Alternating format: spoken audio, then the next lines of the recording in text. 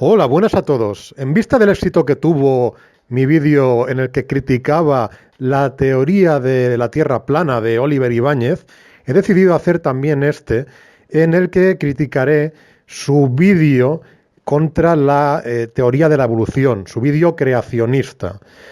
Bien, como esto va a ser bastante largo, vamos a pasar directamente a analizar el vídeo y punto por punto iré diciendo aquellas cosas en las que discrepo o que considero que no son del todo acertadas. Empecemos. Muy buenas a todos, soy Oliver y hoy quería hablaros sobre la teoría de la evolución. Según la cosmovisión atea, materialista y nihilista promovida por la NASA, el sistema educativo y los medios de comunicación, el universo apareció de la nada y sin ningún motivo hace 14 billones de años en lo que se conoce como el Big Bang o la Gran Explosión. Espera. Solo has hablado 20 segundos, pero ya hay muchas cosas que corregir aquí. Para empezar, has iniciado este vídeo diciendo que ibas a hablar de la teoría de la evolución, pero enseguida te pones a hablar del Big Bang, que es algo completamente distinto y que no tiene nada que ver con la teoría de Charles Darwin sobre la evolución de las especies. Dejemos claro que el Big Bang y la evolución son dos teorías ampliamente aceptadas, pero que no tienen nada que ver la una con la otra y que abordan ámbitos de la ciencia totalmente distintos. En segundo lugar, has dicho que eso del Big Bang es una teoría promovida por la NASA y su cosmovisión materialista, nihilista y atea. No, el Big Bang no es una teoría creada por malvados ateos de la NASA. Es una teoría propuesta por un sacerdote cristiano que se llamaba Georges Lemaitre. Y además, esta teoría fue propuesta bastantes años antes de que existiera la NASA. En tercer lugar, has dicho que el Big Bang fue hace 14 billones con B de años, pero estás hablando en español, no en inglés. En inglés, el término billion sí que significa 1.000 millones. Así que si hablases en inglés, sí que sería correcto decir 14 billion years. Pero en español, un billón con B es un millón de millones. Así que en español, cuando quieres decir 14.000 millones de años, debes decir 14.000 millones de años. Bien, porque esa es la edad aproximada del universo. En cuarto lugar, la comunidad científica no afirma categóricamente que el universo saliera de la nada, si bien es cierto que se ha demostrado que la materia puede salir de la nada porque se han observado experimentalmente las fluctuaciones cuánticas mediante el efecto Casimir y se ha visto que sí pueden surgir espontáneamente pares de partículas en el espacio vacío. Pero los que afirman que el Big Bang es algo real, que es un hecho demostrado, no tienen por qué decir que esa explosión, por llamarla de alguna manera, surgió de la nada, ya que no es científicamente comprobable lo que había antes del Big Bang. No pueden afirmar que antes no hubiera nada, ni que antes hubiera algo, y de hecho no se sabe ni siquiera si había un antes, porque podría ser que no hubiera un tiempo anterior al Big Bang. Pero lo que sí que sabemos es que hubo un Big Bang, y eso lo sabemos porque no porque alguien se lo haya inventado, sino que lo sabemos porque se ha observado la desviación de la luz de las galaxias lejanas hacia frecuencias de onda más bajas, que es un fenómeno producido por el efecto Doppler y demuestra el alejamiento de las galaxias y la correspondiente expansión del universo. Este fenómeno se llama corrimiento hacia el rojo. También se ha observado, por otra parte, la abundancia de elementos ligeros como el hidrógeno y el helio, y también se ha observado la radiación de fondo de microondas. Todo esto son indicios, evidencias de que hubo un Big Bang. En quinto y último lugar, dices que el Big Bang surgió sin ningún motivo. Así que te voy a dejar con una pregunta para que reflexiones al respecto. Si lo que tú crees que originó el universo fue Dios, ¿con qué motivo existía Dios? ¿O acaso vas a decir que existía sin ningún motivo? Piénsalo bien. A lo largo de millones de años, Toda esa materia que surgió de la nada tomó la forma de planetas y estrellas, que según la ciencia moderna son esferas gigantes viajando a millones de kilómetros por hora por el espacio exterior. Después, en uno de estos planetas llamado Tierra, apareció, también de la nada y sin ningún motivo, la primera forma de vida a partir de materia inerte. A ver. ¿Apareció de la nada o apareció a partir de materia inerte? Son dos cosas distintas. Te estás contradiciendo. O es una cosa o es la otra. O me dices que apareció de la nada o me dices que apareció de materia inerte. En todo caso, la respuesta correcta es la segunda. Apareció a partir de materia inerte. Se formó a partir de materia inerte, pero no por arte de magia, simplemente por los mismos mecanismos naturales por los que se forman las moléculas en general. Los átomos pueden enlazarse formando moléculas y esto lo hacen por mera atracción electromagnética, no por ninguna magia especial. Y esas moléculas que se forman, según qué átomos las formen, pueden tener diversas configuraciones. El surgimiento de la vida que presentas aquí como algo inexplicable fue el surgimiento de una molécula que se replicaba a sí misma. ¿Por qué? ¿Por qué se replicaba? ¿Por magia? No. Se replicaba a sí misma por un mecanismo que también está explicado. Lo explicaron perfectamente Watson y Crick. Y el caso es que consiste en que cuando una molécula se dividía, cada mitad volvía a atraer los elementos que había perdido con la división, de manera que tras la división de la molécula acababas teniendo dos moléculas iguales. Esta primera forma de vida unicelular evolucionó a lo largo de millones de años hasta convertirse en un ser humano con conciencia. No obstante, igual que sucede con la teoría heliocéntrica y la teoría del Big Bang, veremos que la teoría de la evolución también se basa en fantasías y suposiciones que jamás han sido probadas mediante el método científico. Fantasías y suposiciones que jamás han sido probadas mediante el método científico y aún así, la inmensa mayoría de la comunidad científica de todo el mundo acepta la evolución como un hecho demostrado. Tiene mérito para una fantasía que no ha sido probada, ¿no? La teoría de la evolución surgió en 1859 con el libro El origen de las especies, de Charles Darwin. Según la definición oficial, la evolución biológica es el cambio en herencia genética, fenotípica y genotípica de las poblaciones biológicas a través de las generaciones, y que ha originado la diversidad de formas de vida que existen sobre la Tierra a partir de un antepasado común. Toda la vida en la Tierra, por tanto, procede de un último antepasado común universal que existió hace aproximadamente 3.500 millones de años. La idea que planteó Darwin es que los individuos que se adaptaron a su hábitat de la mejor manera transfirieron estas cualidades a las subsecuentes generaciones. Estas cualidades beneficiosas se acumularon con el tiempo y transformaron al individuo en una especie totalmente diferente a la de sus ancestros. Según Darwin, el hombre sería la consecuencia más desarrollada de este imaginario mecanismo.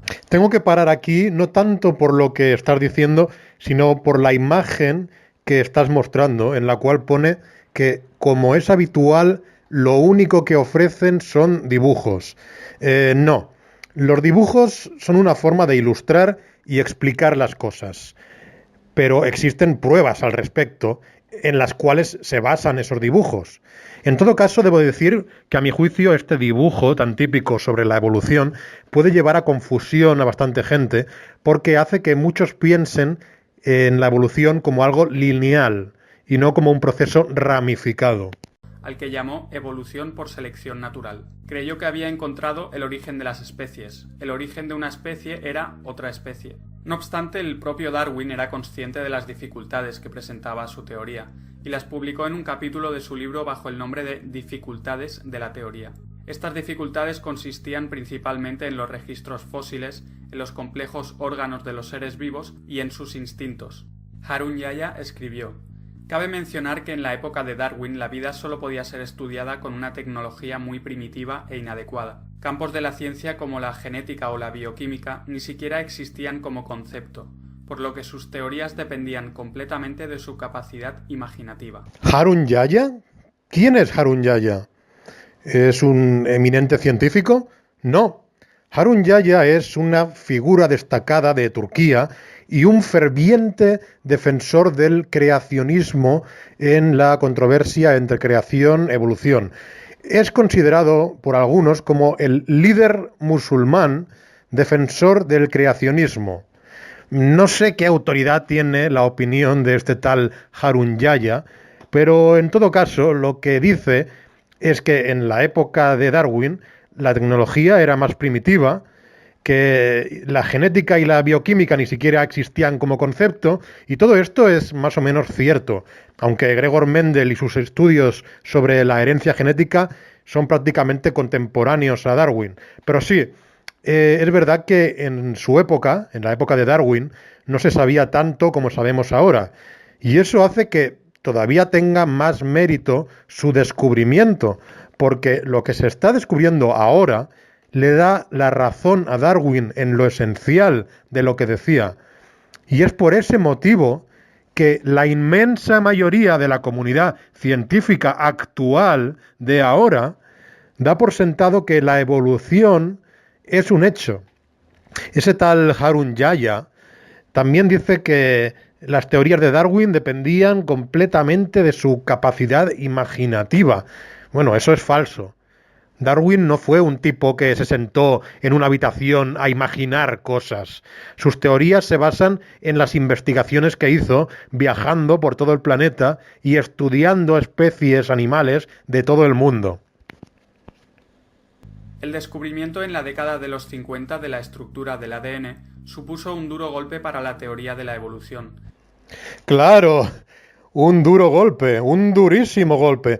Supongo que por eso el propio descubridor de la estructura del ADN, que fue el doctor James Watson, era evolucionista. Es más, Watson, descubridor del ADN, dijo literalmente: hoy en día la teoría de la evolución es un hecho aceptado por todos, menos por una minoría fundamentalista cuyas objeciones se basan no en el razonamiento, sino en la adhesión dogmática a principios religiosos. Watson, que descubrió el ADN, aceptaba la evolución como la acepta la inmensa mayoría de científicos. Ya que se reconoció la extrema complejidad que hay detrás de cualquier forma de vida. ¿Y por qué la extrema complejidad iba a contradecir de algún modo la evolución? ¿Estás sugiriendo que la extrema complejidad exige que haya un diseñador inteligente? ¿Y ese diseñador inteligente acaso no tiene por definición que ser también extremadamente complejo? ¿Tiene que ser lo suficientemente complejo como para ser inteligente y como para tener la capacidad de diseñar? Y esto es mucha complejidad. Así que eso implicaría que por su complejidad el propio diseñador también tendría que haber sido diseñado. Y lo mismo para el diseñador del diseñador y para el diseñador del diseñador del diseñador.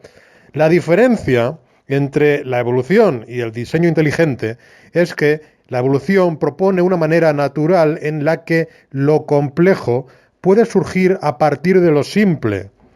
La del diseño inteligente implica explicar la complejidad con más complejidad, y con más complejidad y con más complejidad, de manera que se sigue teniendo el mismo problema que al principio, o incluso un problema aumentado, y no se resuelve absolutamente nada. Ante estos descubrimientos, la comunidad científica oficial, defensora de la idea de Darwin, salió con explicaciones alternativas con tal de mantener viva su teoría de la evolución. Una de estas explicaciones fue la supuesta existencia de mutaciones aleatorias que producirían la evolución de las especies. Durante las décadas posteriores al descubrimiento de la molécula del ADN, el neodarwinismo trató de probar mediante experimentos fallidos que pueden existir mutaciones beneficiosas en los genes de los seres vivos, a pesar de que ya se había comprobado que toda mutación en los genes de los seres vivos es dañina. Falso. Una mutación es un cambio, y todo ser vivo que pertenezca a una especie que se reproduzca sexualmente conlleva una mutación respecto a sus progenitores. Es decir, toda persona y todo animal no es una copia idéntica de su padre o de su madre, sino que es una mezcla genética de ambos genomas, de los dos progenitores. Así que toda persona tiene en sus genes un cambio respecto a la generación anterior. Dices que toda mutación es perjudicial, pero eso es falso. Una mutación puede ser perjudicial o puede ser beneficiosa. Si las mutaciones son tan perjudiciales que impiden al ser vivo sobrevivir o reproducirse, entonces ese ser vivo no sobrevivirá y no se reproducirá o tendrá menos probabilidades de sobrevivir y reproducirse, así que no transmitirá su mutación perjudicial. Si las mutaciones son beneficiosas y ayudan a que el ser vivo sobreviva o se reproduzca, entonces ese ser vivo tendrá más probabilidades de sobrevivir y de reproducirse, por lo que probablemente transmitirá su mutación beneficiosa. El biólogo B.G. Ranganathan escribió: las mutaciones no añaden ninguna información nueva al ADN. Como consecuencia de las mutaciones, las partículas que forman la información genética son arrancadas de su lugar, destruidas o movidas a otro sitio. Las mutaciones no pueden hacer que un ser vivo adquiera un nuevo órgano o un nuevo rasgo. Solo causan anormalidades como una pierna saliendo de la espalda o una oreja saliendo del abdomen. Dices que las mutaciones no pueden hacer que un ser vivo adquiera un nuevo órgano, pero después dices que solo causan anormalidades como una pierna saliendo de la espalda o una oreja saliendo del abdomen. Bueno, el hecho de que se pueda tener una pierna más o una oreja más ya desmiente esa idea que tú mismo has expuesto de que no puede salir un nuevo órgano. Pero en todo caso, la idea de mutaciones que estás manejando no tiene nada que ver con la que se maneja en la evolución. En la evolución se habla de los pequeños cambios graduales que se producen generación tras generación. Los argumentos de complejidad irreductible de diversos órganos, como los que entiendo que intentas plantear, ya han sido explicados por la ciencia. Ya está explicado con cada uno de los órganos que ha aparecido en los animales. Es decir, ya se ha explicado cómo órganos complejos como el ojo o el oído surgieron gradualmente, no de golpe, sino gradualmente, a partir de órganos más simples. Nunca nadie ha sugerido que había un animal sin ojos y que de repente, por una mutación, le aparecieron casualmente dos ojos en la cara, como los nuestros, perfectamente formados y funcionales. No es así.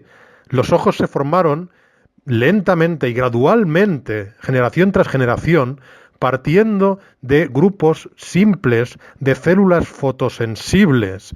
Todos los esfuerzos por generar una mutación beneficiosa han fracasado. Durante décadas, evolucionistas han llevado a cabo varios experimentos para producir mutaciones en moscas de la fruta, ya que estos insectos producen una nueva generación cada 11 días, y por tanto las mutaciones aparecerían rápido. Generación tras generación de estas moscas de la fruta fueron mutadas, pero ninguna mutación beneficiosa fue observada.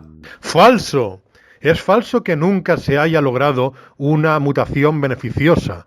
Sí que se ha conseguido, se ha comprobado experimentalmente, se ha visto, y precisamente con las moscas de la fruta.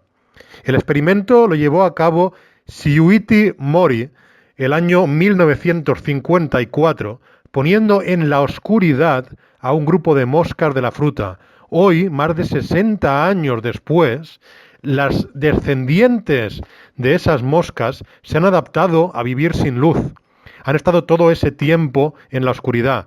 Esas moscas han cambiado y han dado lugar a una nueva variedad que se ha bautizado como mosca de la oscuridad. Esas moscas sí han experimentado una mutación beneficiosa, porque superan a las que no han sido sometidas a la oscuridad, en el sentido en que se ha comprobado esa superioridad al ponerlas juntas en un entorno oscuro. Si alguien está interesado en este tema, puede buscar perfectamente información sobre el experimento de la mosca de la oscuridad.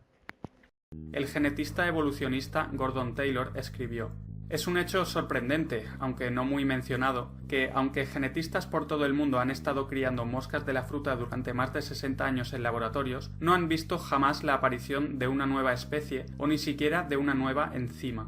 Bien, podría decirse ciertamente que no se ha dado lugar a una nueva especie en caso de que definamos nueva especie como un grupo de moscas tan distintas genéticamente que ya no puedan reproducirse con el resto de moscas de la fruta.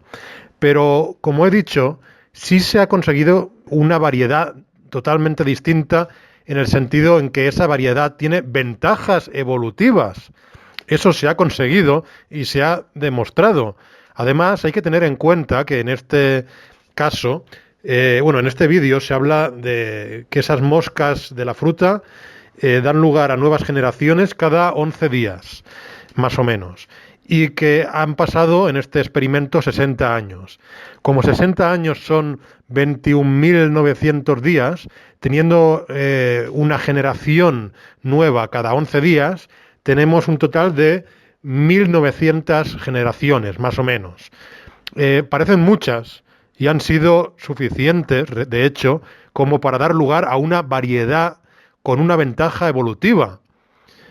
Pero no son tantas generaciones si la comparamos, por ejemplo, con las que realmente requiere la evolución para dar lugar a especies totalmente distintas, incapaces de reproducirse entre sí. El Homo sapiens, por ejemplo, como especie, existe desde hace unos 200.000 años. Y si asumimos que nace una nueva generación cada 20 años, eso implica 10.000 generaciones.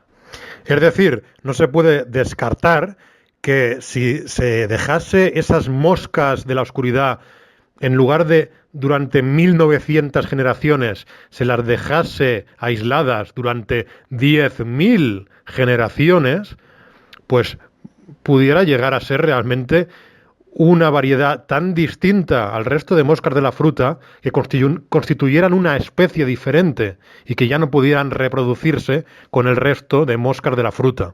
Harun Yahya escribió: mientras que sí existe la microevolución, es decir, pequeños cambios y adaptaciones dentro de una misma especie, lo que nunca se ha observado en el mundo real es la macroevolución, es decir, la supuesta transformación de una especie a otra totalmente distinta. ¿Harun Yahya? ¿Otra vez Harun Yahya? ¿Por qué citas constantemente a un líder religioso musulmán? No digo que vaya a despreciar sus argumentos, cuidado, voy a responderlos, pero no entiendo por qué citas a una persona que no es una autoridad científica. Podéis ir vosotros mismos a la Wikipedia e informaros sobre Harun Yahya y comprobar que no es un biólogo, ni un paleontólogo, ni nada parecido, y que de hecho ha habido personas que sí son biólogos, como Kevin Padian, que han dicho que Harun Yahya no tiene comprensión básica de las pruebas de la evolución. En todo caso, dices que la microevolución la aceptas, pero que no aceptas la macroevolución. Decir eso es como decir, acepto que durante un tiempo muy corto puedes caminar 10 metros, pero no acepto que durante un tiempo más largo puedas caminar 20 metros. ¿Por qué no? Si aceptas que durante un lapso corto de tiempo pueden haber cambios pequeños, ¿por qué no aceptas que durante un lapso de tiempo más largo puede haber cambios más grandes? Si aceptas que durante 1.000 generaciones una especie puede cambiar un poquito, ¿por qué no aceptas que en 100.000 generaciones ya puede cambiar bastante? ¿O que en 1.000.000 de generaciones esa especie puede cambiar ya considerablemente? De hecho, un cambio grande no es más que la acumulación sucesiva de cambios más pequeños. Así que si aceptas los pequeños cambios, tienes que aceptar que en un largo periodo de tiempo habrá muchos pequeños cambios, y muchos pequeños cambios llevan a un cambio grande. Los registros fósiles tampoco muestran que esta macroevolución ocurriera en ningún momento de la historia. Colin Patterson, paleontólogo en el Museo Británico de Historia Natural en Londres, dijo: nadie ha producido jamás una especie mediante los mecanismos de la selección natural, ni siquiera se ha acercado a hacerlo. La mayoría de la controversia en el neodarwinismo es sobre este problema. Según la teoría de la evolución, cada especie ha surgido de una anterior. Una especie que existió previamente se convirtió en otra con el tiempo y así surgieron todas las especies. Según esta teoría, esta transformación gradual dura millones de años. Si este fuera el caso, entonces innumerables especies intermedias hubieran vivido durante el inmenso periodo de tiempo en que se supone que ocurrieron estas transformaciones. Bueno, aquí tengo que parar otra vez, no tanto por lo que dices, sino por la imagen que muestras cuando hablas de las especies intermedias. Aquí vemos a un gato gallo, un pajarito con cabeza de gato, una ardilla lobo y un pájaro perro. Y pone, sigo esperando las especies intermedias. ¿En serio? ¿Esto hay que tomárselo en serio? Hasta este punto has dicho cosas con las que no estoy de acuerdo en absoluto, pero parecía que más o menos sabías de lo que estabas hablando. Pero el hecho de que ahora muestres una imagen como esta demuestra que realmente no sabes de lo que estás hablando. Ninguno de los científicos que defienden la evolución, que por cierto son la inmensa mayoría de científicos, recordemos eso, ninguno de ellos dice que tuvo que haber una especie entre el gato y el gallo o entre un pájaro y un perro. Los gallos no provienen de los gatos, ni de ningún mamífero. Los gatos no provienen de ningún ave tampoco, ni los perros tampoco. Obviamente, todas las especies tienen un ancestro común, pero nunca hubo una especie entre el gato y el gallo, porque ese no es el camino por el que evolucionaron esas dos especies. Los gatos descienden de otros mamíferos, de otros felinos, y los gallos descienden de otras aves parecidas al gallo. Por ejemplo, tendrían que haber existido especies medio peces, medio reptiles, que hubieran adquirido características de los reptiles, además de las características de los peces que ya poseían.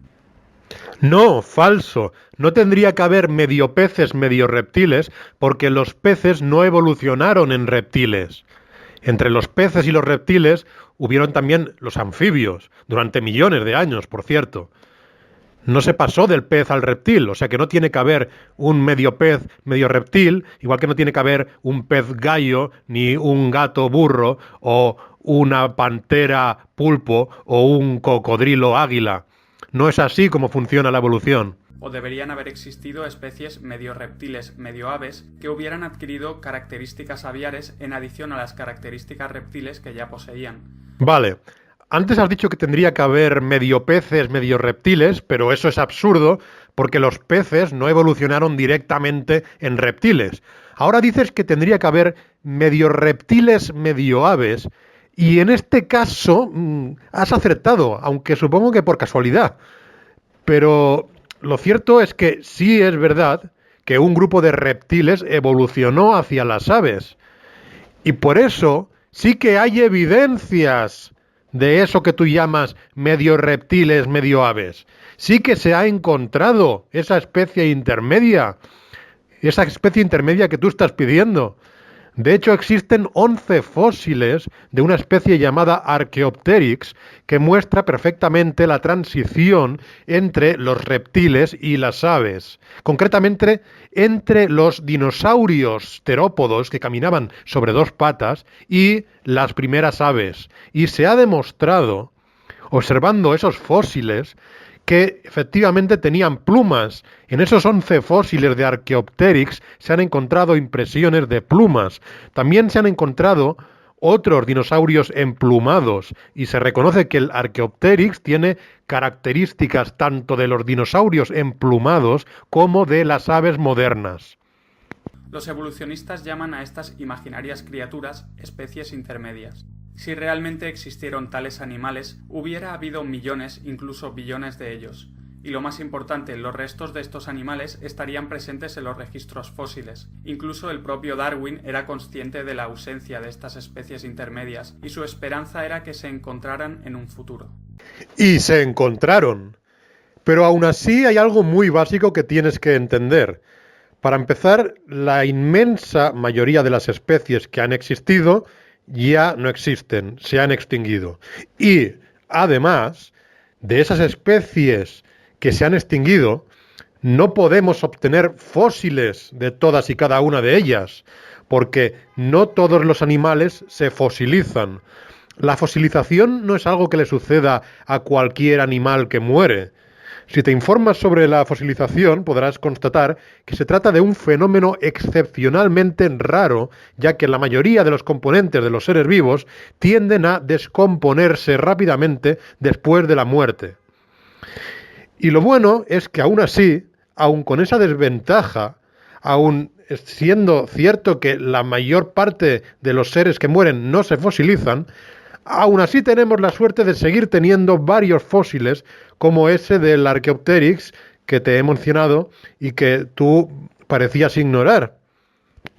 El famoso paleontólogo británico Derek Eiger dijo: al examinar los registros fósiles a fondo, no encontramos evidencia de una evolución gradual, sino de la repentina explosión de una especie a expensas de otra. El paleontólogo evolucionista Mark Zanerky comentó al respecto lo siguiente: uno de los grandes problemas con la teoría de la evolución ha sido el registro fósil. Y aún así, los dos paleontólogos que mencionas siguen siendo evolucionistas.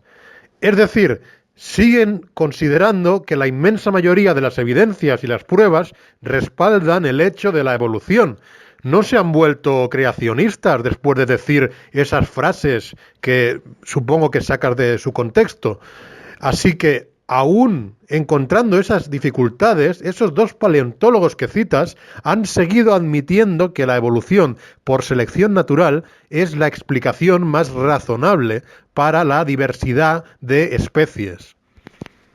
Este registro nunca ha mostrado señales de las hipotéticas especies intermedias de Darwin. En su lugar, las especies aparecen y desaparecen abruptamente, y esta anormalidad ha alimentado el argumento creacionista de que cada especie ha sido creada por Dios. ¿Por qué? Aunque fuera verdad que el registro fósil no tuviera suficientes pruebas como para demostrar la evolución, ¿por qué iba eso a dar la razón a los que dicen que los animales fueron todos creados mágicamente en 7 días por un señor invisible que vive en el cielo? ¿Por qué? Tú exiges a los evolucionistas que aporten cientos de miles de pruebas, pero a los creacionistas no les exiges ninguna prueba. ¿Simplemente hay que creerse lo que dicen?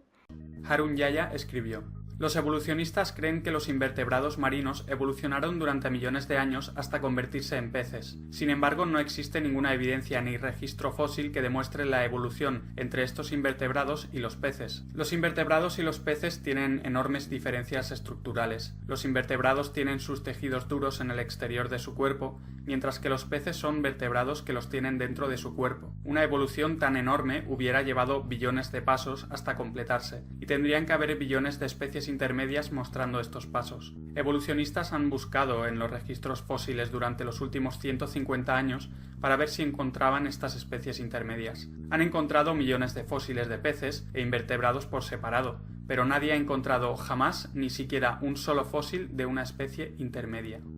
¿Harun Yahya? ¿Por qué mencionas tanto a ese Harun Yahya, que es un líder religioso musulmán? No es un científico. Es gracioso porque está claramente demostrado que precisamente es entre los peces donde se encuentra esa especie intermedia que buscas entre animales que no tienen huesos y animales que sí los tienen. Los condrictios son una clase de vertebrados acuáticos conocidos como peces cartilaginosos, y ese propio nombre ya indica que su esqueleto es de cartílago, no es de hueso, y se diferencian de los peces osteíctios, que sí tienen un esqueleto de hueso. Y lo bueno es que ni siquiera hablamos de fósiles, sino de peces que siguen vivos hasta el día de hoy. La clase de los condrictios incluye a los holocéfalos, como por ejemplo las quimeras, y a los elasmobranquios, como los tiburones o las rayas. El escenario que plantea la teoría de la evolución va un paso más allá y afirma que los peces, supuestamente evolucionados a partir de los invertebrados, se transformaron en anfibios. Pero no hay ni siquiera un solo fósil que verifique la existencia en algún momento del pasado de una criatura medio pez, medio anfibio. ¡Falso! Sí que lo hay. El fósil del Inerpeton. En 1993, los paleontólogos Ted Dashler y Neil Shavin encontraron el primer fósil de Inerpeton en Pensilvania.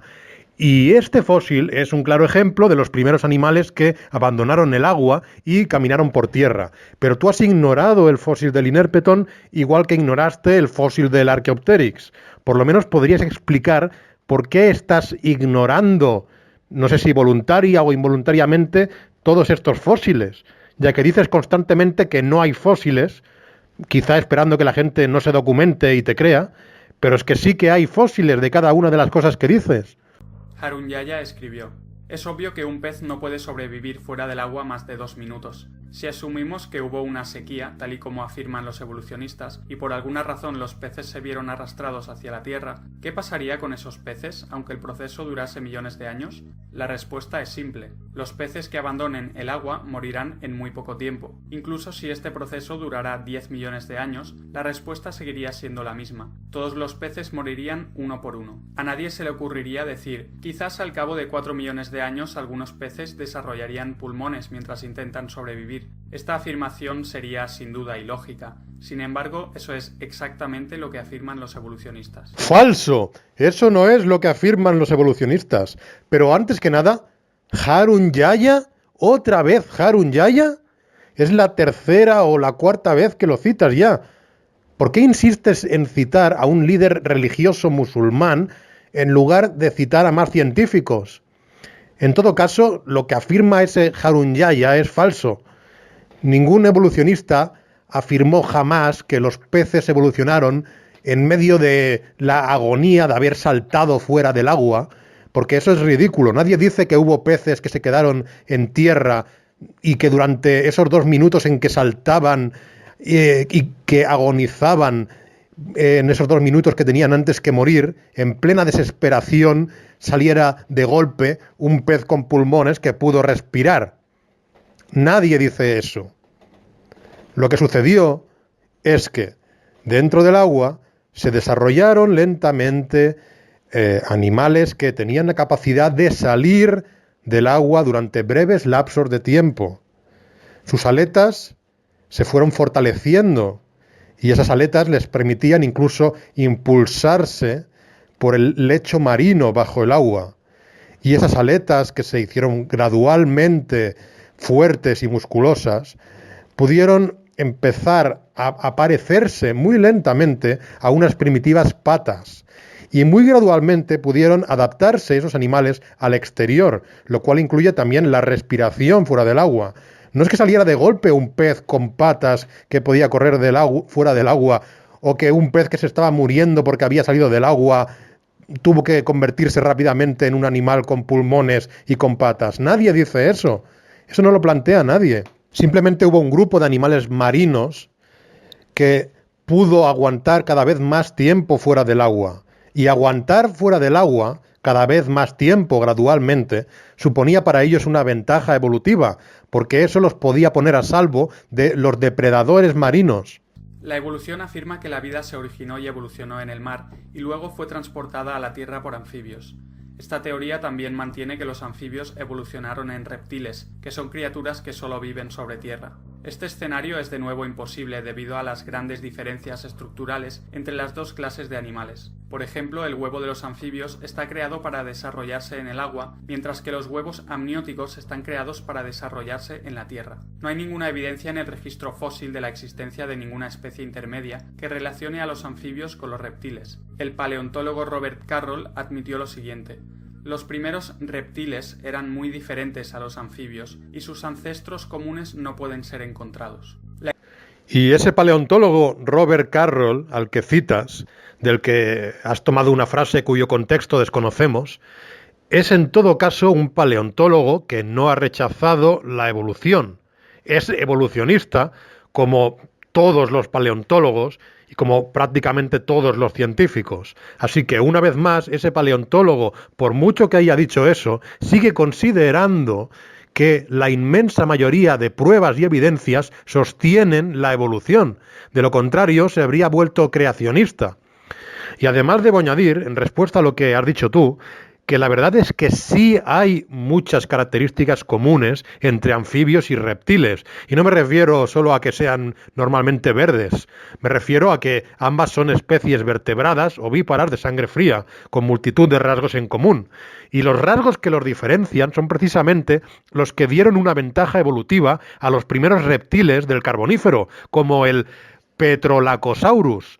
Cosas como la aparición de escamas en la piel de los reptiles, porque esas escamas les permitían retener la humedad y no tener que estar todo el tiempo en el agua. Y también el desarrollo de un huevo con una cáscara dura para hacerlo más resistente y que pudiera ponerse en un ambiente seco. Todas estas cosas pueden explicarse por selección natural, ya que son cosas que daban una ventaja evolutiva a los reptiles respecto a los anfibios al permitirles estar en un ambiente seco.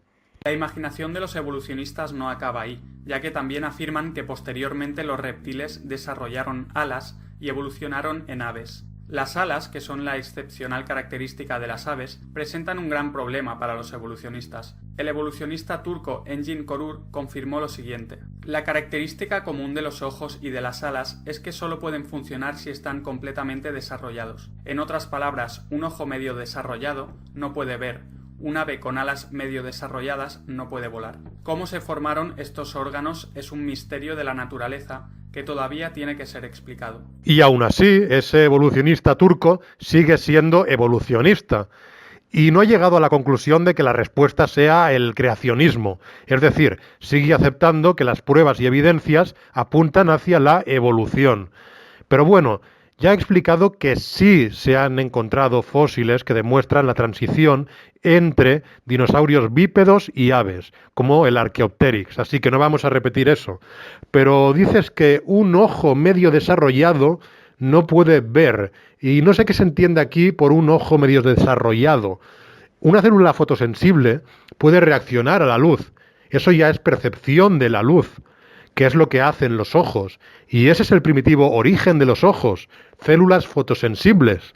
Obviamente después fueron haciéndose más complejos, llegando a poder distinguir también distintas frecuencias de luz, es decir, distintos colores, porque eso les daba una ventaja evolutiva.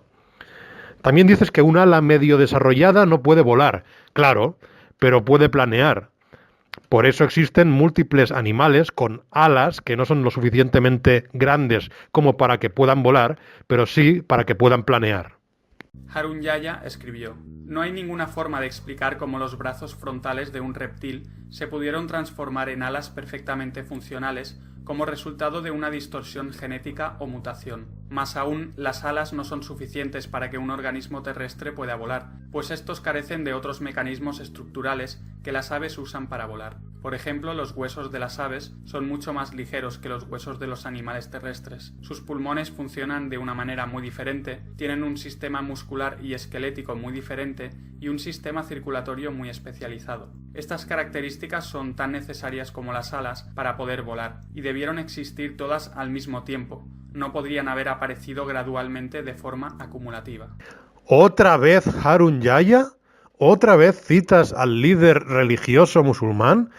Bueno, ya he respondido a lo de las alas, y respecto a lo de los huesos y otras características, hay que tener en cuenta que las aves son descendientes de dinosaurios, cuyos huesos también eran más ligeros que los de los mamíferos, y esa característica, la de los huesos ligeros, como cualquier otra, sí pudo surgir gradualmente porque no es una característica que sirva únicamente para volar, puede servir también para correr más rápido, para saltar más alto o para muchos otros fines. Para culminar esta teoría evolutiva, también mantienen que los reptiles evolucionaron posteriormente en mamíferos. Sin embargo, hay grandes diferencias entre ambas clases. Los mamíferos son animales de sangre caliente, pueden generar su propio calor y mantenerlo a un nivel estable, dan lugar a un nacimiento con vida, amamantan a sus crías y sus cuerpos están cubiertos de pelos o pelaje. Los reptiles, por otro lado, son de sangre fría, ponen huevos, no amamantan a sus crías y están cubiertos de escamas. El escritor de ciencia evolutiva Roger Lewin escribió: la transición hacia el primer mamífero, que probablemente ocurrió en uno, como mucho dos linajes, todavía es un enigma. La transición entre reptiles y mamíferos sí que se puede constatar. Y no solo en el registro fósil, sino en animales que viven principalmente ahora en Australia, como los monotremas. Podéis buscar fácilmente información sobre los monotremas en Wikipedia y leer cómo son mamíferos con características reptilianas. Mamíferos que ponen huevos, como el ornitorrinco o la equidna. Y además, el hecho de que se encuentren todos en Australia demuestra que la transición entre reptiles y mamíferos tuvo lugar precisamente mientras Australia se separaba del resto de continentes. Por eso los monotremas, igual que los marsupiales, quedaron aislados en Australia, mientras en el resto del mundo se extinguieron los monotremas y la mayoría de los marsupiales. ¿Por qué? Porque no podían competir con los mamíferos placentarios, es decir, no podían competir con los mamíferos que ya se habían desarrollado de un modo en el que no ponían huevos y realizaban la gestación dentro del cuerpo de la madre. Más aún, cuando los mamíferos aparecieron repentinamente, ya eran muy diferentes entre sí. Animales tan diferentes como los murciélagos, caballos, ratones y ballenas son todos mamíferos y todos surgieron durante el mismo periodo geológico. Establecer una relación evolutiva entre ellos es imposible incluso haciendo uso de toda nuestra imaginación. No hace falta usar la imaginación, solo hace falta buscar los fósiles que demuestran de dónde salió cada una de las variedades de mamíferos. Por ejemplo, por poner el caso más difícil que se nos pueda ocurrir, las ballenas, ¿de dónde salieron? Solo hace falta constatar que efectivamente existe un fósil transicional llamado Ambulocetus. El Ambulocetus, que fue una especie del Cenozoico, muestra cómo evolucionaron las ballenas a partir de mamíferos terrestres. Harun Yahya escribió: la idea de la evolución humana y del hombre mono es otra fabricación más por parte de los evolucionistas. El registro fósil indica que a lo largo de la historia los hombres han sido hombres y los simios han sido simios. No se ha encontrado ninguna especie intermedia ni ningún eslabón perdido. Se han encontrado multitud de fósiles transicionales entre el Australopithecus y el Homo sapiens. Muchos. Pero en todo caso, ¿otra vez Harun Yahya? ¿Cuál es ya la sexta vez que lo mencionas? ¿Otra vez el líder religioso musulmán?